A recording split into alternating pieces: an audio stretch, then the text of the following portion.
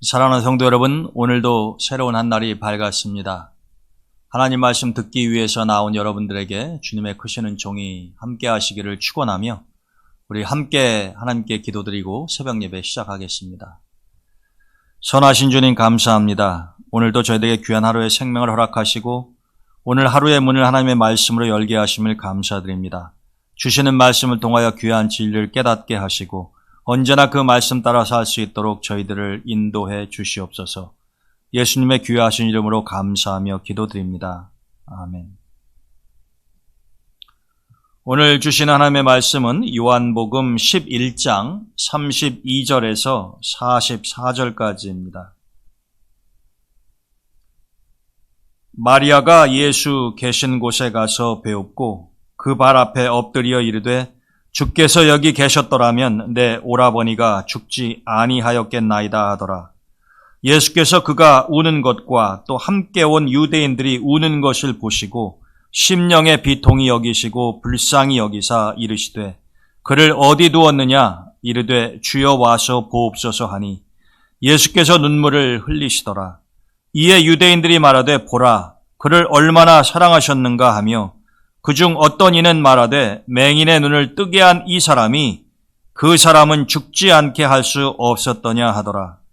이에 예수께서 다시 속으로 비통히 여기시며 무덤에 가시니 무덤이 굴이라 돌로 막았거늘 예수께서 이르시되 돌을 옮겨 놓으라 하시니 그 죽은 자의 누이 마르다가 이르되 주여 죽은 지가 나흘이 되었음에 벌써 냄새가 나나이다.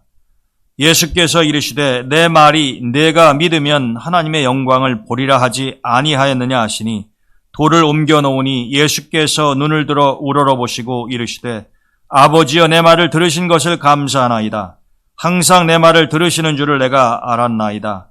그러나 이 말씀하옵는 것은 둘러선 무리를 위함이니 곧 아버지께서 나를 보내신 것을 그들로 믿게 하려 함이니이다. 이 말씀을 하시고 큰 소리로 나사로야 나오라 부르시니 죽은 자가 수족을 배로 동인 채로 나오는데 그 얼굴은 수건에 쌓였더라. 예수께서 이르시되 풀어놓아 다니게 하라 하시니라. 아멘. 오늘과 다음 시간에는 예수님과 나사로의 이야기를 통해서 같이 은혜를 나누고자 합니다. 죽었던 나사로를 다시 살리신 예수님의 기적의 이야기는 우리에게 널리 알려져 있습니다. 이 성경에는 서로 다른 나사로가 두 명이 나오죠. 마리아와 마르다의 남매였었던 오늘 본문에 등장하는 나사로가 있고 또 부자와 거지 나사로의 이야기에 등장하는 이 나사로가 있습니다. 두 명 다 유명한 사건이고 인물입니다만은 우리에게 더 널리 알려진 것은 바로 오늘 본문에 나오는 이 베다니에 살았었던 이 나사로 얘기가 아닐까 합니다.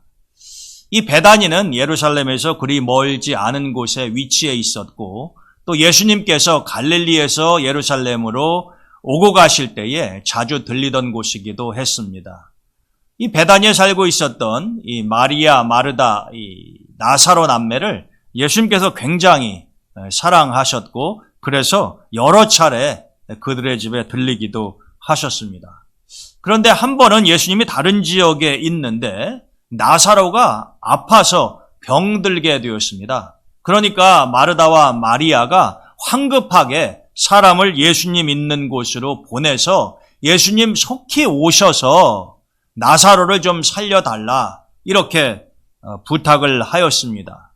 그 소식을 전해들은 예수님께서 요한복음 11장 전반부를 읽어보게 되면 바로 가시지를 않습니다. 그리고 계신 곳에 이틀을 더 유하였다 이렇게 되어 있습니다. 사실 상황이 이런 정도라고 한다면은 예수님께서 서둘러서 베다니로 가셔야 되지 않았겠습니까? 그런데 예수님께서는 어찌된 일인지 그곳에서 이틀을 더 머무르셨으니 나사로가 살아날 가능성보다는 죽어갈 가능성이 훨씬 더 높지 않겠습니까?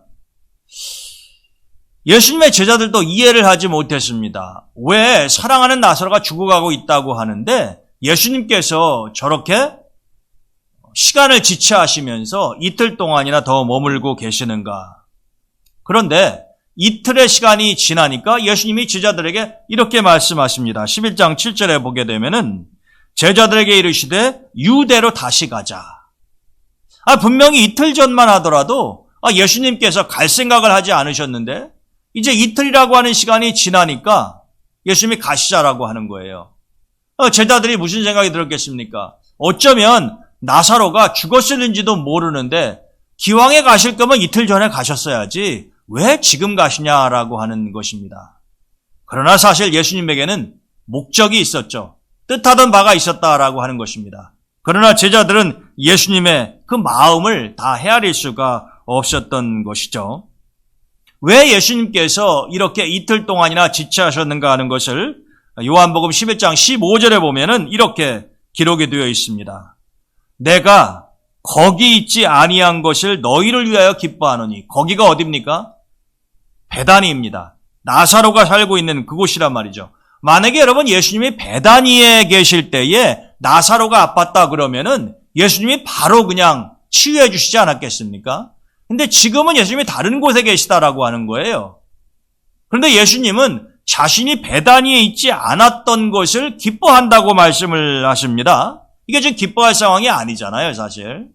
지금 나사로가 죽었을지도 모르는 그런 상황 가운데에서 예수님이 이런 표현을 사용하신다고 하는 것이 적절치 않게 느껴지는 상황 아닙니까? 그런데 예수님이 이렇게 말씀하신 목적이 있어요. 이유가 있습니다. 왜 예수님이 기뻐하신다라고 말씀하시냐면 이는 너희로 믿게 하려 함이라. 여러분 지금 이게 예수님이 무슨 말씀하시는 건지 아직 제자들은 실감이 나지를 않습니다. 자신들을 믿게 하려 하신다라고 하니 도대체 뭘 믿게 하려고 한다는 말씀인가? 궁금증이 더해지는 상황 아닙니까? 예수님에게는 이미 모든 계획이 다 서 있어요. 이틀이 지났기 때문에 베드로가 베다니에 나사로가 죽었다고 하는 것을 주님은 알고 계십니다. 그리고 또 주님께서 제자들을 데리고 그곳에 가셔서 죽은 나사로를 다시 살리심으로 하나님의 영광을 드러내고 제자들을 포함해서 더 많은 사람들이 나사로의 부활을 통해서 하나님께로 인도될 거라고 하는 것, 그것이 주님께서 지체하신 이유고 그것이 주님께서 앞으로 펼쳐 보일 계획이라고 하는 것을 주님은 지금 알고 계시는 겁니다. 근데 제자들은 제대로 알지를 못하는 거죠. 아직 베다니에 나사로가 죽었다고 하는 것도 또 주님께서 나사로를 살리신 일도 경험하지 못했기 때문에 제자들로서는 참 의아하기 이를 데 없다라고 하는 것입니다. 그래서 예수님이 제자들에게 베다니로 가자. 이런 베다니는 유다에 있어요. 유대 지역에 있단 말입니다. 예수님 당시에 이 이스라엘의 그 지역 분포들을 보게 되면 가장 북쪽이 나사렛, 가나 등이 있는 갈릴리 지역입니다. 그리고 그 밑에 지역이 유대인들이 가기를 꺼려하는 사마리아 지역으로 되어 있죠. 그리고 맨 남쪽 아래쪽이 예루살렘이 있는, 그리고 또 베다니도 이 지역에 속합니다만 유대 지역이란 말이에요. 그런데 예수님이 지금 베다니로 가자라고 하는 말씀을 하시니까 제자들이 어떤 반응을 보이느냐 하면은 8절에 보면은요. 제자들이 말하되 라삐여 방금도 유대인들이 돌로 치려 하였는데 또 그리로 가시려 하나이까? 여러분 이 제자들의 말을 통해서 우리가 뭘 알 수 있습니까? 예수님이 나사로가 병들었다라고 하는 소식을 듣기 전에 지금 이 유대 지역에 계셨다는 거예요. 근데 사람들이 예수님을 돌로 쳐서 죽이려고 하니까 예수님이 이 유대 지역을 벗어나서 지금 다른 곳에 계시는 겁니다. 지금 예수님이 계신 곳이 유대보다 훨씬 안전한 지역인 거죠. 그런데 지금 예수님께서는 이틀이 지나고 난 다음에 나사로의 집이 있는 베다니, 즉 유대 지역으로 가시겠다고 하는 거니까 이 제자들로서는 이해가 되지도 않을 뿐만 아니라 지금 그곳에 가서 돌로 맞아 죽을지도 모른다라고 하는 위험을 감수해야 되지 않습니까? 그러니까 선생님인 예수님의 이 결정이요, 이 제자들로서는 참 난감하기 그지없는 것입니다. 그래서 예수님이 가자고 하니까 도마라고 하는 사람은 뭐라고 반응을 보이며 따라가느냐면은 11장 16절에 보게 되면은 디두모라고도 하는 도마가 다른 제자들에게 말하되 우리도 주와 함께 죽으러 가자. 유대로 가면 돌로 맞아 죽는다고 생각을 하는 거예요, 지금. 그래도 선생님이 유대로 가서 돌에 맞아 죽을 가능성이 있는데, 그런 위험성이 있는데도 가시겠다고 하니까 우리도 선생님 따라가서 그곳에서 그냥 돌로 맞아 죽자. 그런 일이 발생하면 지금 이런 토 아닙니까? 근데 여러분, 이들이 유대 지역의 베다니에 가서 돌로 맞아 죽지 않았어요. 그렇지만 아직 모르니까 도마처럼 엉뚱한 소리를 할 수가 있는 것 아닙니까? 그러나 여러분, 당시 도마의 심정은 비장했을 겁니다. 자신들이 현실적으로 얼마 전에 그곳에서 돌에 맞을 뻔했는데 이번에 다시 가면은 또 돌에 맞아 죽을 가능성도 있을 수 있다는 거죠. 예수님도 마찬가지였을 겁니다. 유대인들이 어떤 반응을 보이는지는 우리가 정확히 알 수가 없잖아요. 돌에 맞을 가능성은 언제든지 있지만 예수님께서는 그럼에도 불구하고 나사로를 다시 부활시키심으로 제자들과 많은 사람들을 믿게 하고 그들을 하나님의 품으로 인도할 계획을 가지고 계셨기 때문에 그 위험한 유대의 베다니로 가는 것을 주저하지 아니하셨다라고 하는 거죠. 여러분, 이처럼 예수님께서는 한 영혼이라도 구원할 수 있다고 한다면은, 그들이 하나님을 믿는 일을 할 수 있는 곳이라고 한다면은 위험을 무릅쓰고라도 가셨다라고 하는 것이죠. 그게 오늘 베다니를 향해서 발걸음을 옮기시는 주님의 모습 속에서 우리가 확인할 수 있는 것 아닙니까? 제가 말씀을 준비하면서요, 우리 한국 초대교회에 김창식이라고 하는 분이 계셨습니다. 이분은 훗날 우리 한국 개신교에서 1호로 목사 안수를 받으시는 분이에요. 그러니까 한국 사람으로서는 최초의 개신교 목사가 된 아주 유명하신 분입니다. 감리교 목사님이 되시는데요. 원래 이 김창식이라고 하는 분은 이 로제타 홀 선교사님, 우리가 너무나 익숙한, 잘 알고 있는 선교사님 부부 아닙니까? 이 윌리엄 로제타 홀 선교사님 부부를 도와서 평양에서 교회를 개척하던 일을 맡았던 사람이에요. 그런데 이 당시에 평양은 외국인들이 존재하지 않았고 또 기독교에 대해서 굉장히 반감이 많은 지역이었습니다. 그런데 1892년도 연회에서 이 윌리엄 홀과 로제타 홀 선교사 부부를 평양으로 개척 선교를 위해서 파송을 한 것이에요. 그때 이 선교사님들을 도와서 사역을 했던 사람이 바로 이 김창식이었습니다. 그런데 당시에 평양감사가 기독교인들을 아주 싫어했기 때문에요, 이 선교사님 부부가 평양에 도착한 지 얼마 되지 않아서 이 김창식을 포함한 이 평양에 있는 몇 명 되지도 않은 이 기독교인들을 잡아서 모진 고문을 합니다. 그러니까 윌리엄 홀 선교사님이 평양에서 서울에 계신 스탠드 선교사님에게 급하게 전보를 쳤어요. 지금 평양 상황이 이러니 도와달라고 말입니다. 그래서 스탠드 선교사님이 오늘로 말하자면 이제 감리사 격의 직위를 가지고 계셨는데 영국 공사관 그리고 미국 공사관에 급히 연락을 해서 조선 정부로 하여금 평양감사가 그러한 일을 하지 못하게, 기독교인들을 핍박하지 말고 지금 잡혀있는 김창식을 포함한 이 성도들을 풀어달라고 하는 요청을 했습니다. 그러니까 이 한국 정부에서 그 소식을 듣고 미국이나 영국과 이런 의교적인 마찰이 있을까 두려워해서 평양감사에게 김창식을 포함한 붙잡은 이 성도들을 다 풀어주라고 명령을 내렸어요. 그러니까 평양감사로서는 마음에 내키지는 않았지만 위에서 그렇게 지시가 내려오니까 어떻게 합니까? 그래서 풀어줬어요. 근데 풀어주기 전에 이러한 조건과 단서를 붙였습니다. 앞으로는 절대로 예수를 전하지 말고 또 너희들도 예수를 믿지 말아라. 배교하라고 하는 거죠. 근데 다른 사람들은 전부 다 몸이 만신창이가 되고요, 고문을 통해서 목숨을 부지해야 되니까 이 평양감사가 시키는 대로 하겠다고 이야기를 하고 풀려났습니다. 그런데 유독 김창식만큼은요, 그 모진 고문 가운데에서도 절대로 나는 배교하거나 주님을 전하는 일을 멈추지 않겠다라고 이야기를 합니다. 어떡하겠어요? 죽일 수는 없잖아요. 위에서 다 풀어주라고 이야기를 했으니까. 그래서 김창식도 풀어주는데 그 평양감사 밑에 있는 이 군졸한테요, 그런 소문을 퍼뜨리게 합니다. 저 김창식이는 끝까지 배교하지 않고 지금 풀려나고 있으니까 저 사람을 집에 도착할 때까지 돌로 쳐라.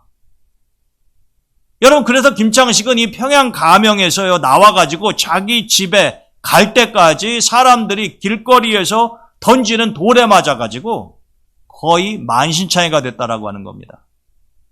근데 김창식이 깎아스로 목숨을 부지하고 집에 돌아와서 윌리엄 홀 선교사님을 만나게 되는데 윌리엄 홀 선교사님이 그런 기록을 남기셨어요. 내가 창시기를 보면은 정말로 무릎 꿇고 감사하고 싶은 마음이 든다. 훗날 김창식 목사님은 조선의 바울이라 이런 명예로운 호칭을 받게 됩니다. 조선의 바울. 오직 했으면 여러분 윌리엄 홀 선교사님이 그 당시에는 목사도 아니죠. 이 김창식 성도의 그 모습을 보고요. 그렇게 돌로 맞아서 죽어가면서까지도 믿음을 버리지 않고 주님을 전하는 것을 포기하지 않겠다고 한 그의 모습을 보면서 무릎을 꿇고 싶을 정도였다고 감격해야 하지 않았겠습니까? 여러분 우리가 간음하다가 현장에서 붙잡혔던 여인을 예수님 앞으로 끌고 와서 사람들이 유대인들이 돌로 쳐서 죽이려고 했을 때 예수님께서 그 여인을 구해주셨던 것 이미 보지 않았습니까? 예수님 당시에나 130여 년 전에 이 땅의 평양에서의 모습이나 이 돌로 사람을 쳐서 죽이는 것 굉장히 아주 익숙했던 방법 중에 하나였던 것 같습니다. 김창식도 돌에 맞아 죽을 뻔했죠. 심지어는 예수님도 그럴 위기에 지금 오늘 본문의 말씀을 보면 처하지 않습니까? 사람들이 예수님에게 제자들에게 돌을 던질 수 있다라고 하는 거죠.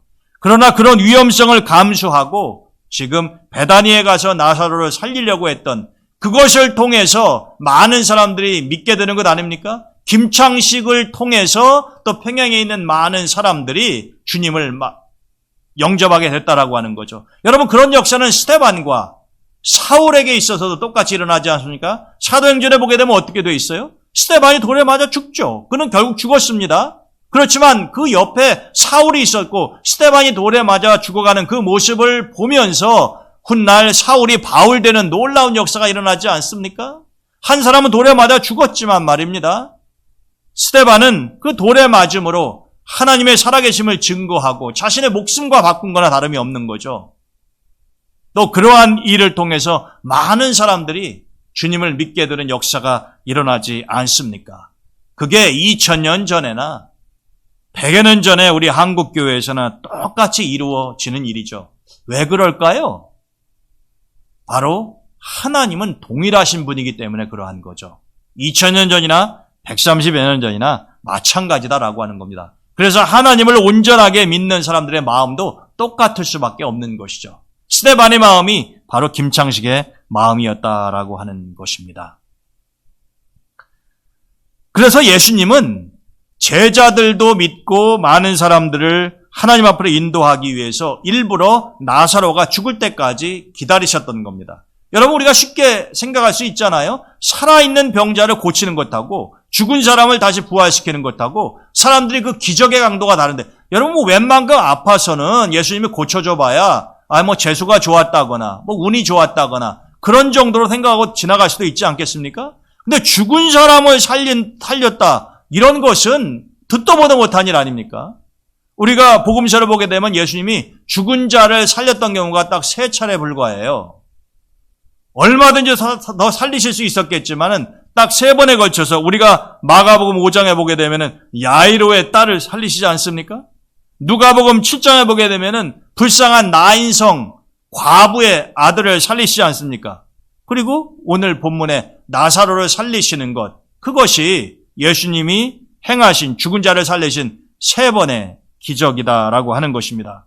그러니까 여러분 죽은 자가 다시 살아났다라고 하는 것이 사람들의 마음을 더 요동치게 만들 것이고 하나님의 살아계심을 더 깊이 있게 체험할 수 있는 좋은 방법이 아니겠습니까? 그래서 예수님은 나사로가 죽을 때까지 기다렸던 거죠.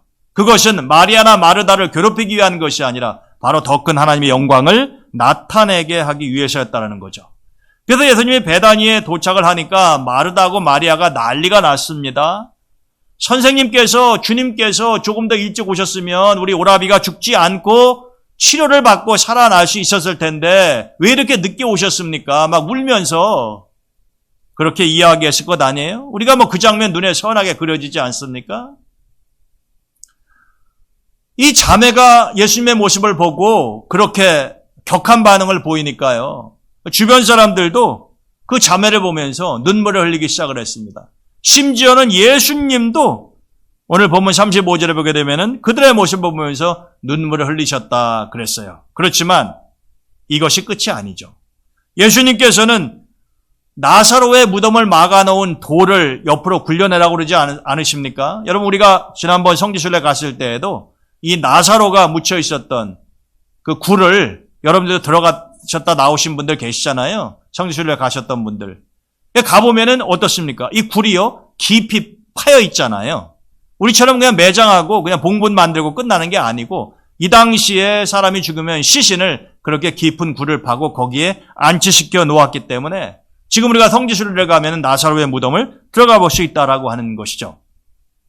예수님이 그 무덤을 가로막고 있던 돌을 옆으로 옮기게 하시고 난 다음에 마르다가 그러잖아요. 아니, 주님, 지금 저 굴을 막고 있는 돌을 옆으로 옮긴들 무슨 소용이 있겠습니까? 이미 죽은 지 나흘이나 돼서 냄새가 납니다.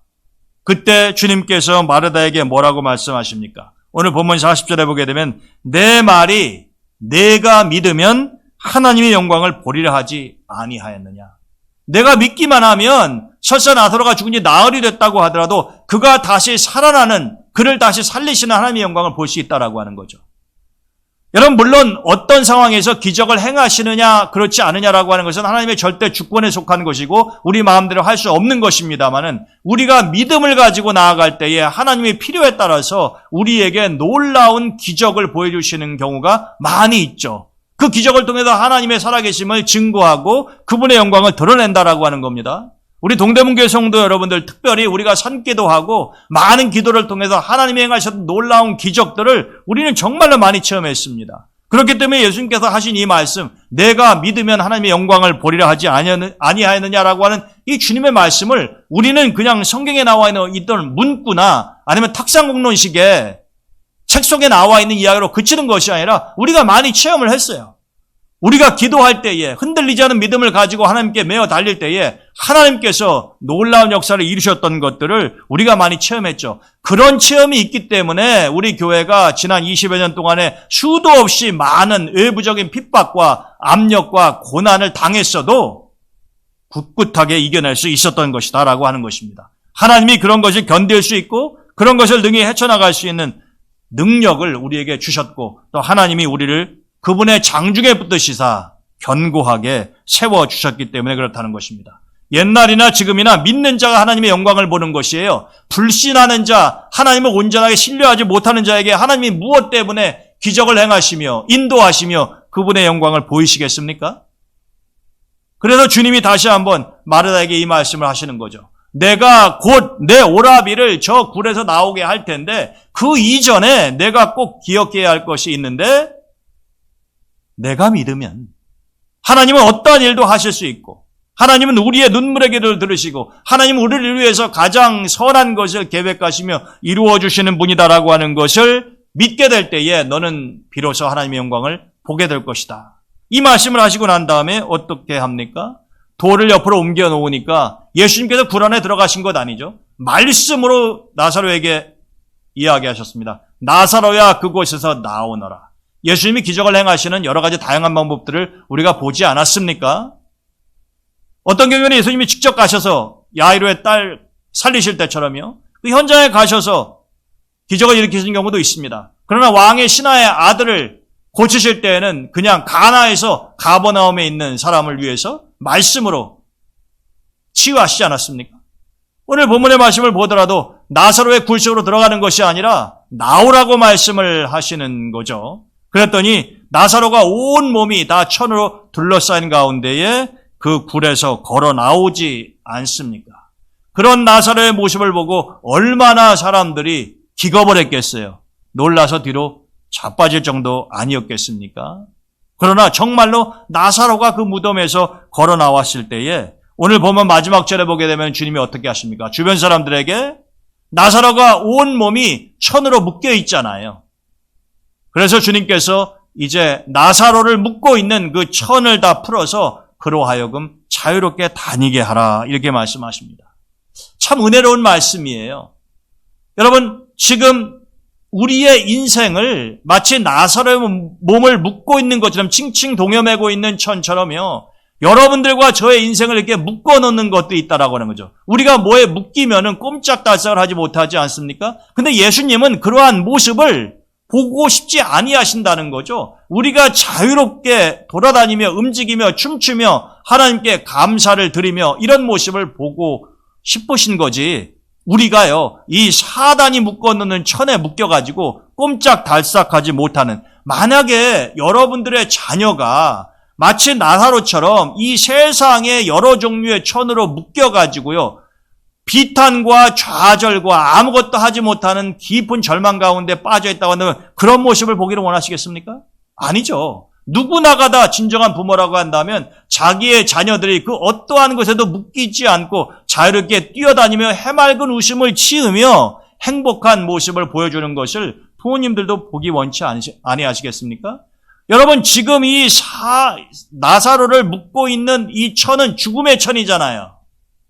죽음은 어디에서부터 오는 것입니까? 바로 이 마귀가 아담과 하와를 유혹함으로 하나님에게 멀어지게 했고 죄를 범하게 했고, 바로 그 죄의 싹이 사망이자 그 사망을 대표적으로 표시하는 것이 지금 나사로를 칭칭 둘러싸고 있는 죽음의 천 아니냐 이 말입니다. 그래서 예수님께서는 그것을 다 풀어버리라고 말씀하시는 거예요. 우리가 예수님 안에서 영생의 자유로움과 축복을 누릴 수 있지 않습니까?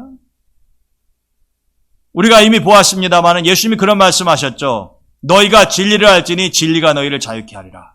진리는 예수님 아닙니까? 진리는 우리를 자유케 해요. 즉 예수님이 우리를 자유케 하신다는 겁니다. 예수님은 내가 진리며 내가 너희를 자유케 하리라, 이렇게 무슨 웅변이나 선전 문구처럼 말씀하신 것으로 그치는 것이 아니라 지금 오늘 본문의 말씀을 보면은 정말로 진리 되신 생명 되신 예수님께서 나사로를 자유롭게 하시지 않습니까? 그를 얽어매고 있는 모든 천들을 다 풀어놓아 자유롭게 다니게 하시지 않습니까? 마찬가지입니다. 여러분, 오늘 이 아침에 여러분들을 정말로 옴싹달싹 못하고 꼼짝 못하게 묶고 있는 천이 무엇인지를 한번 생각해 보세요. 그게 여러분들 자녀입니까? 돈입니까? 사업입니까? 건강입니까? 여러분들 스스로 묶여있는 나사로서는 아무것도 할 수 없어요. 마찬가지로 우리 스스로가 나를 올가매고 있는 천을 풀 수 없는 것처럼 그러할 때는 예수님께 나아가야 된다는 거죠. 왜냐하면 예수님께서 그 모든 것들을 풀어주실 수 있기 때문에 그러한 것입니다. 우리가 다음 시간에 부활한 나사로로 인해서 예수님이 곤경에 처하시고 이제 이 다음부터는 예수님께서 어떤 기적을 행하시는 것이 아니라 이제 십자가를 향해서 가시는 모습을 보게 될 텐데, 우리가 다음 시간에 이 나사로와 예수님의 두 번째 이 장면을 통해서 또 귀한 은혜를 나누고자 합니다. 오늘 또 하나님께서 여러분들에게 주신 귀한 생명의 말씀을 가슴에 잘 간직하시고 하나님이 주신 말씀대로 살아가실 수 있기를 주님의 이름으로 축원드립니다. 오늘도 주님의 은혜 가운데 주님과 동행하시면서 즐거운 하루 되시기를 바랍니다. 여러분들 늘 기도에 힘쓰시고 우리 사랑하는 동대문 교회가 영적으로 성숙해지고 양적으로 부흥할 수 있도록, 우리 동대문의 모든 가정들이 영적으로나 물질적으로 부족함이 없도록, 코로나19가 속히 종식될 수 있도록 우리의 자녀와 특별히 환우들을 위해서 여러분들이 중보해 주시기를 바랍니다. 자, 기도하고 오늘 새벽 예배 마치겠습니다. 하나님 감사합니다. 오늘도 하나님께서 이 아침에 귀한 생명의 말씀을 들려주셨으니 그 말씀대로 살아갈 수 있도록 변치 않은 믿음을 주시고 저희들을 선한 길로 인도해 주시옵소서. 예수님의 이름으로 감사하며 기도드립니다. 아멘.